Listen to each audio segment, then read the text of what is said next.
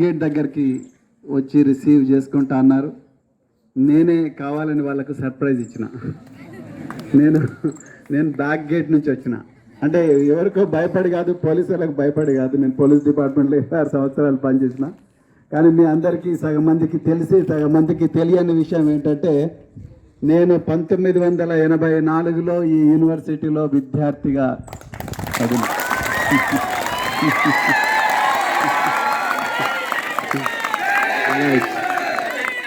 మరి ఆచార్య జయశంకర్ గారి పేరు మీద నెలకొల్పబడ్డ ఈ వ్యవసాయ విశ్వవిద్యాలయం విద్యార్థులు గత 12 రోజులుగా చేస్తున్న వీరోచిత పోరాటం.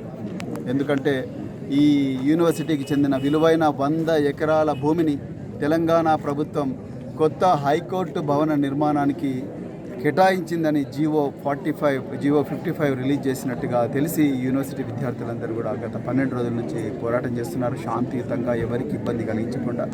కానీ దురదృష్టవశాత్తు ప్రభుత్వంలో ఉండే ఏ పెద్ద మనిషి కూడా వీళ్ళ బాధలు వినడం లేదు, ఈ చెట్ల బాధను వినడం లేదు, ఇందులో ఉండే మరి జీవాల బాధలు వినడం లేదు.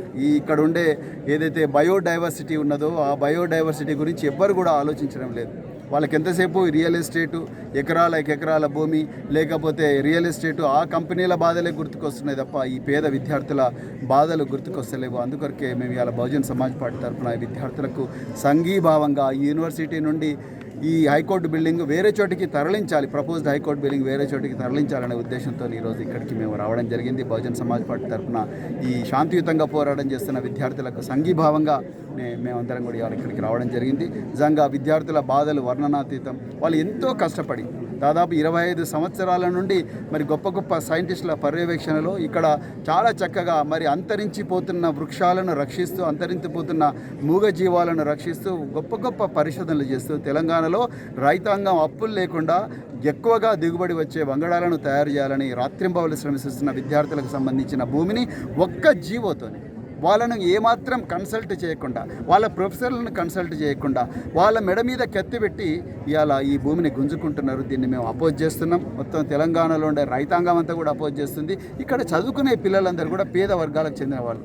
లక్షల ఫీజులు కట్టి, క్యాపిటేషన్ ఫీజులు కట్టి, డొనేషన్లు కట్టి ప్రైవేట్ యూనివర్సిటీలో చదవలేక ప్రభుత్వం ఇచ్చే రియంబర్స్మెంట్ మీదనే ఆధారపడి ఇంత గొప్ప చరిత్ర ఉన్న 100 సంవత్సరాల చరిత్ర ఉన్న ఈ యూనివర్సిటీని మరి రియల్ ఎస్టేట్ మాఫియా చేతిలో పెట్టే ప్రయత్నం జరుగుతూ ఉన్నదని మాకు అర్థమవుతుంది. ఇప్పటికే ఈ భూములలో చాలా వరకు కూడా, యూనివర్సిటీ భూముల్లో చాలా వరకు కూడా అన్యాక్రాంతమైనవి, పెద్ద రియల్ ఎస్టేట్ కంపెనీలు గుంజుకున్నాయి. నిజంగా ప్రభుత్వానికి హైకోర్టుకు గొప్ప బిల్డింగ్ కట్టాలంటే ఇదే రాజనగర్ పక్కపొంటి రకరకాల రియల్ ఎస్టేట్ కంపెనీలకు విల్లాలు కట్టడం కోసం 1000 ఎకరాలు దారాదత్తం చేసిండ్రు. అందుకెళ్ళి 100 ఎకరాలు తీసివ్వండి, అదే జడ్జిలకు అవే విల్లాలు కట్టివ్వండి, అదే లాయర్లకు కట్టివ్వండి విల్లాలు. ఎవరొద్దు అంటున్నారు? ఈ పిల్లల నోట్ల మట్టి కొడుతున్నారు. మరి మీరు కేబీఆర్ పార్కులో కట్టగలరా?